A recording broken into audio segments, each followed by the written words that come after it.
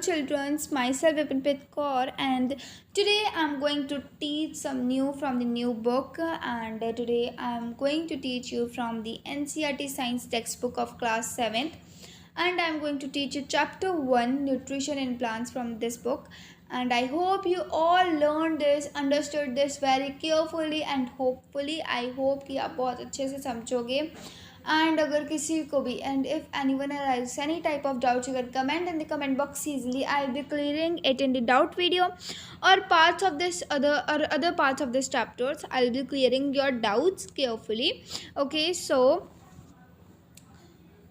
before starting this chapter, do like, share and subscribe my channel and turn on the bell icon to get the notification of other chapters and parts of those chapters. So now let's get started. So our chapter name is Nutrition in Plants. Plants में पोषण कैसे होता है? Nutrition means पोषण. What is the meaning of nutrition? Nutrition means पोषण. पोषण is the correct meaning of nutrition. So आज हम इस चैप्टर में क्या पढ़ेंगे? प्लांट्स में जो न्यूट्रिशन होता है वो कैसे होता है. Now in class 6 you learned that food is essential for all living organisms. You also learned that carbohydrates, proteins, fats, vitamins and minerals are components of food. These components of food are called nutrients and are necessary for our body. In class 6 आपने class 6 में पढ़ा होगा कि food जो है सभी living organism के लिए बहुत ही एसेंशियल ज़रूरी है. फूड जो है सभी जीव जंतुओं के लिए जो लिविंग ऑर्गेनिज्म है, जीव जंतु हैं, उनके लिए फूड जो है, खाना जो है बहुत ही ज़रूरी एसेंशियल होता है. You also learn that carbohydrates, proteins, fats, vitamins and minerals are the components of food. So first that कि आप लोगों को जहाँ पर भी मैं पढ़ रही हूँ, where I am reading, you have to contact your eye there. So अगर आपको कोई भी डाउट होता है आप उसी वक्त मुझे कमेंट करें, I will be clearing it. So आपको आई कांटेक्ट एकदम लाइन टू लाइन आपको आई कांटेक्ट रखना है एंड साथ में रीडिंग करना है एंड समझते जाना है. So you also learn that carbohydrates, proteins, fats, vitamins and minerals are components of food. आप लोगों ने ये भी पढ़ा होगा कि carbohydrates, proteins, fats, vitamins, minerals ये जो है फूड के कंपोनेंट्स हैं, कंपोनेंट्स ऑफ फूड हैं. These components of food are called nutrients and are necessary for our body. यही जो फूड के कंपोनेंट्स है इसे न्यूट्रिएंट्स कहते हैं और ये जो है अपने हमारी बॉडी के लिए बहुत ही ज़्यादा नेसेसरी ज़रूरी होते हैं. All living organisms require food. सभी लिविंग ऑर्गेनिज्म को खाने की ज़रूरत होती है. Plants can synthesize food for themselves but animals including humans can not. Plants जो है अपना खाना खुद बना सकते हैं. प्लांट्स जो अपना खाना खुद सिंथेसाइज या बना सकते हैं, बट एनिमल्स या फिर ह्यूमन को भी इंक्लूड करते हुए, हाँ, एनिमल्स और ह्यूमंस जो हैं अपना खाना खुद नहीं बना सकते. They are dependent. अगर आप कहो कि हाँ मम्मी किचन पर खाना बनाती है तो आप उन पर डिपेंड हो, बट आप प्लांट्स में भी डिपेंड हो. प्लांट्स से आप वेजिटेबल्स तोड़ते हो, अगर प्लांट्स वेजिटेबल्स ना दे, अगर आप खाना भी खुद बनाने लग जाओ तब भी आप इंडिपेंडेंट नहीं हो. For making your own food you are dependent on the plants for getting the vegetables. Okay, so वो vegetables हैं then you cook. Okay, they get it from plants or animals that eat plants. ये कहाँ से लेते हैं? plants और animals से लेते हैं जो कि खाना खाते हैं, मतलब कि plant खाते हैं. Okay, thus humans and animals are directly or indirectly dependent on plants. जैसे कि ह्यूमंस और एनिमल्स जो डायरेक्टली या फिर इनडायरेक्टली प्लांट्स पर निर्भर होते हैं. मैंने आपको अभी बता दिया कि आप डायरेक्टली इनडायरेक्टली किसी भी तरीके से प्लांट्स पर निर्भर है. जो भी आपको वेजिटेबल्स, फ्रूट्स आप खाते हो वो आते तो प्लांट से ही है ना. ऑलवेज जो आप प्लांट्स या फिर प्लांट्स में से जो वेजिटेबल्स ग्रो करती हैं या फिर जो फ्रूट होते हैं वो आप लोग खाते, तो वो कहाँ पे ग्रो कर रहे हैं? प्लांट्स में ग्रो कर रहे. तो आप इनडायरेक्टली एंड डायरेक्टली तो उसी पे डिपेंड हो ना. वही बात यहाँ पे कही गई है. Now first mode of nutrition in plants. अब प्लांट्स में जो न्यूट्रिशन का जो पोषण का मोड है अब हम वो पढ़ने जा रहे हैं. Plants are the only organism that can prepare food for themselves by using water, carbon dioxide and minerals. Plants जो है वो अकेला ऑर्गेनिज्म है जो कि अपना खाना खुद बना सकता है. प्लांट जो है वो अकेला ऑर्गेनिज्म है जो अपना खाना खुद बना सकता है। क्या क्या यूज़ करके? Water, carbon dioxide and minerals. वो क्या क्या यूज़ करता है?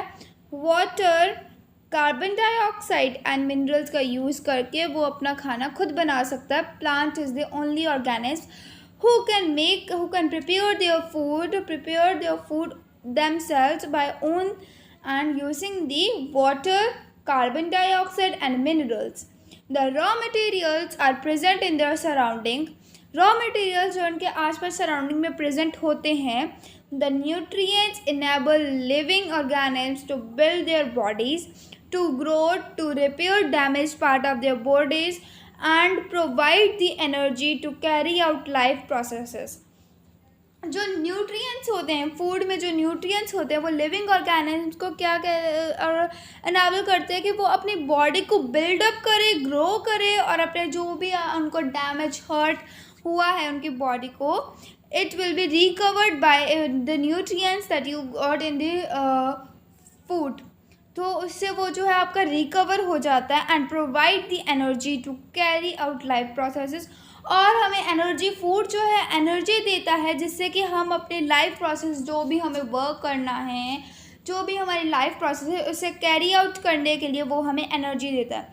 न्यूट्रिएंट्स, जो फूड में न्यूट्रिएंट्स अवेलेबल होते हैं, जो कंपोनेंट्स ऑफ फूड को हम न्यूट्रिएंट्स कहते हैं, जैसे कि अभी हम लोगों ने पढ़ा इंट्रोडक्शन में, उसमें जो होता है कि वो जो है हमें लिविंग ऑर्गेनिज्म को क्या मदद करते हैं कि हमारी बॉडी को बिल्डअप करने के लिए, हमारी बॉडी ग्रो करने के लिए और हमारे जो भी हमें हर्ट हुए हैं, जो भी हमें हर्ट, चोट वगैरह डैमेज हुआ है उसको रिकवर करने के लिए, जैसे कि कोई भी न्यूट्रिएंट्स, प्रोटीन्स जो हमारे होते हैं फूड में, वो जो है हमें रिकवर करने के लिए मदद करते हैं. मेडिसिन तो ऐसा वी हैव टेकन, वो हम लेते ही लेते हैं, एंड जो फूड है वो भी हमें, फूड में जो न्यूट्रिएंट्स है वो भी हमें हेल्प करते हैं.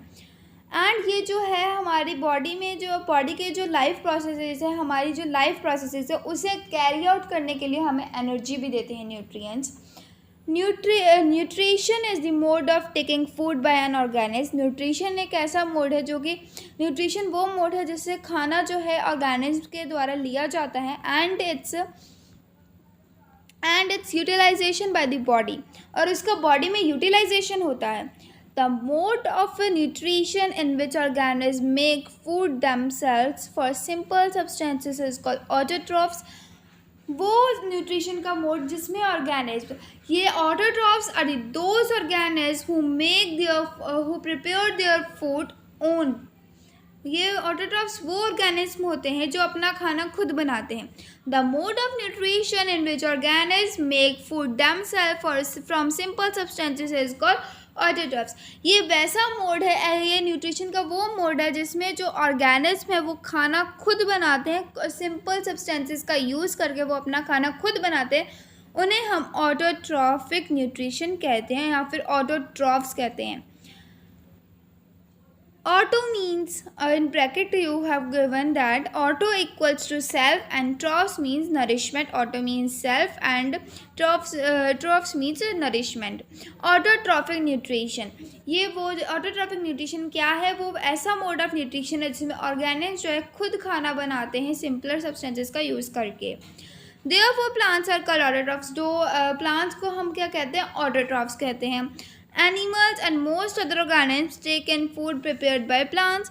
मैंने आपको बताया था कि एनिमल्स और जो भी अदर ऑर्गेनिज्म जो भी हैं, एनिमल्स हो गए या फिर अदर ऑर्गेनिज्म हो गए, वो अपना खाना जो कहाँ से लेते हैं? जो कि प्लांट से बनाया हुआ है. फ्रूट, वेजिटेबल्स जो भी प्लांट्स के द्वारा ग्रो की गई हैं, प्रिपेयर की गई हैं, उसी खाने को वो टेक इन करते हैं. तो इन्हें हम लोग क्या कहेंगे? हीटरोट्रॉफ्स.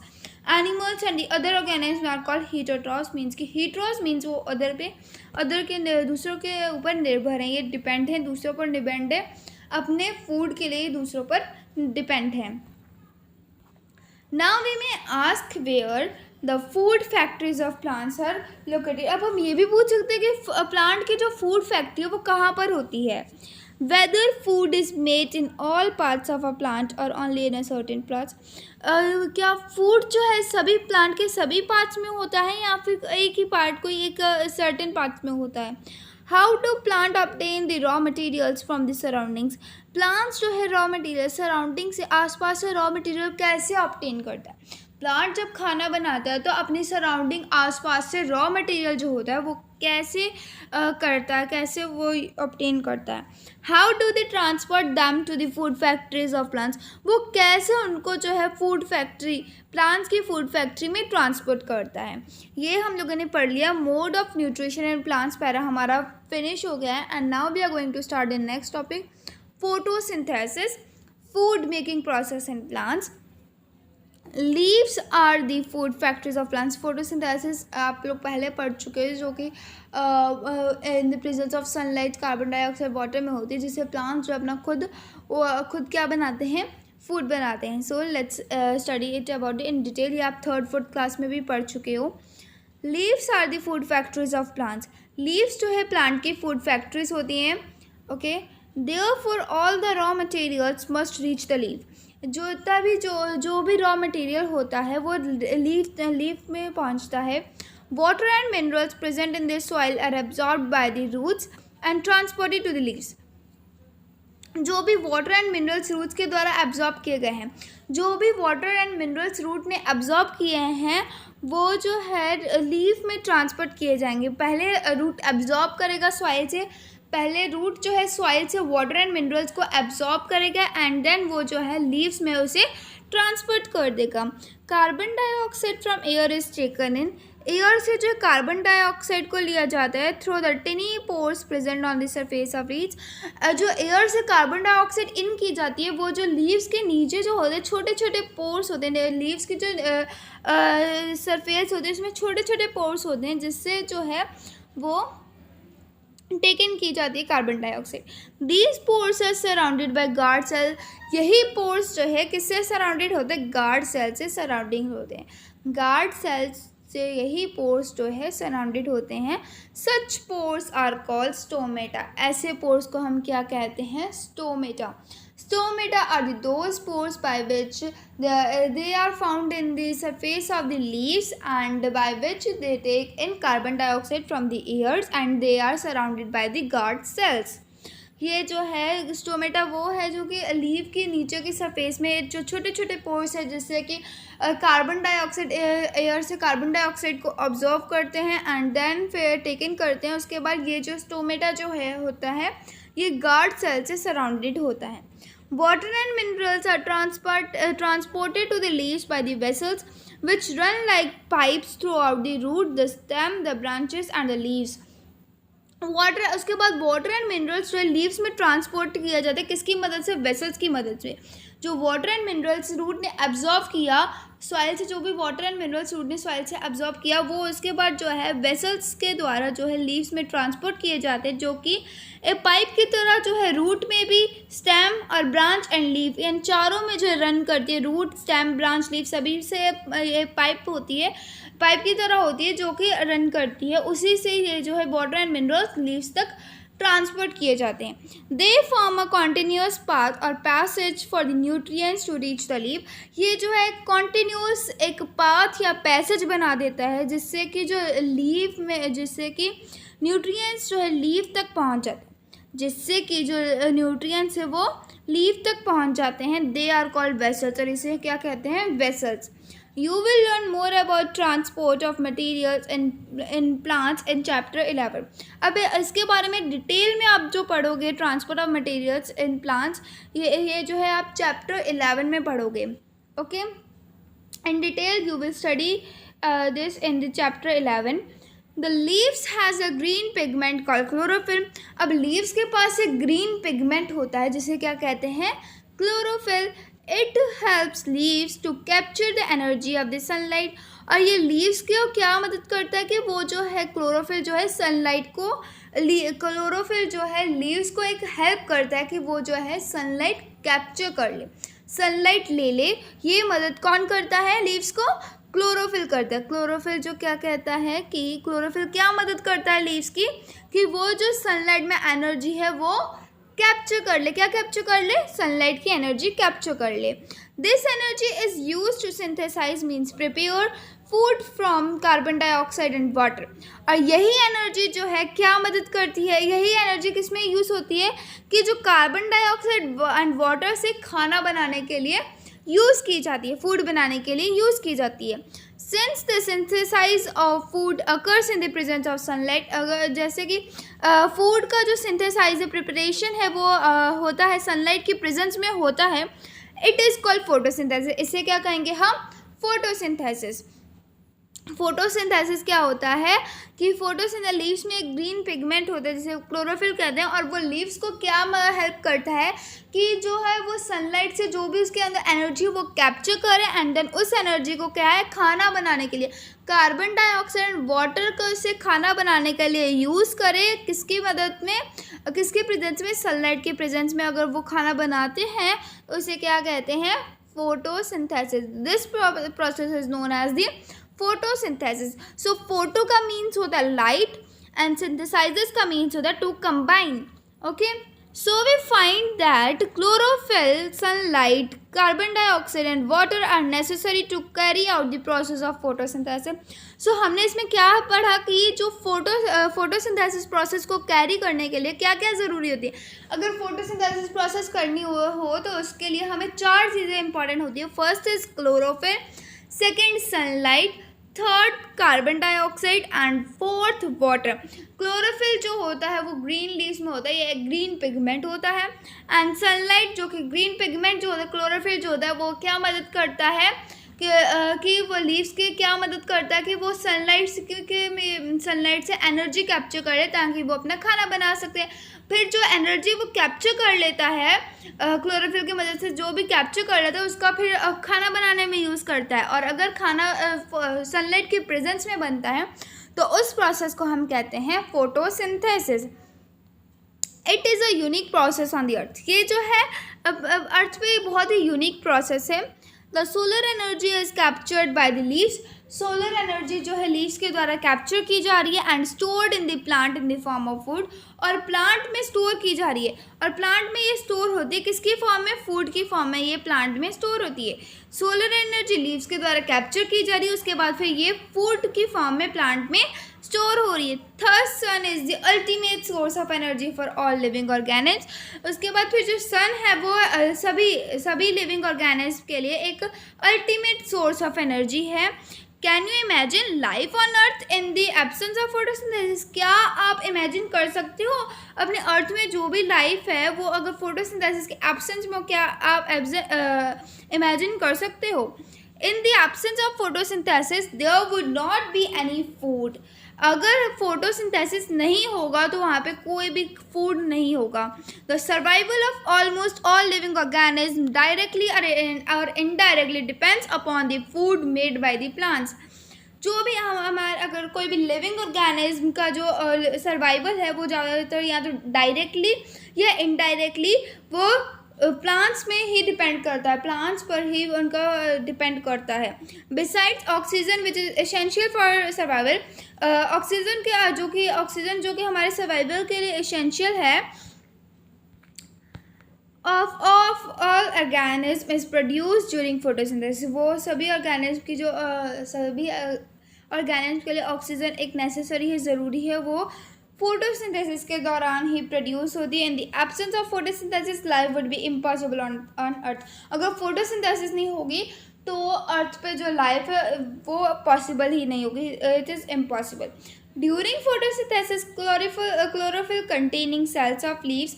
फोटोसिंथेसिस के दौरान क्लोरोफिल जो है उसमें सेल ऑफ लीव्स होते हैं। In the presence of sunlight, sunlight की प्रेजेंस में use carbon dioxide and water to synthesize carbohydrates.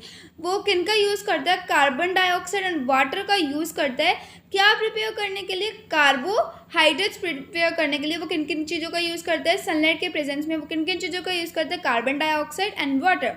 The process can be represented in an equation. अब इस प्रोसेस को आप एक इक्वेशन में भी रिप्रेजेंट कर सकते हो। Carbon dioxide plus water equals to sunlight and chlorophyll equals to carbohydrate plus oxygen. ये जो है उसके बाद में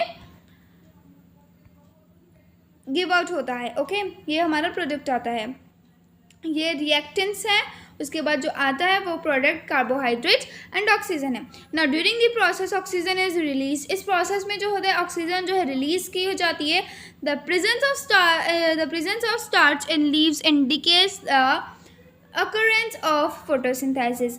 जो हम स्टार्च के प्रेजेंस लीव्स में जो स्टार्च प्रेजेंट होता है वो क्या करता है, फोटोसिंथेसिस हो सकती है उसमें, वो इंडिकेट करता है. Starch is also a carbohydrate. Starch भी एक कार्बोहाइड्रेट है, वो भी एक फूड होता है, स्टोर्ड फूड होता है starch. Okay, so I hope that it's enough for today and अभी तक हम यहीं पे रखते हैं एंड आगे हम नेक्स्ट पार्ट से स्टार्ट करेंगे. So I hope you all learned it very carefully and if anyone arises any type of doubt you can comment in the comment box. I will be clearing it in the other parts of those chapters. So I hope you all learned this. Thanks for watching this video. Bye bye.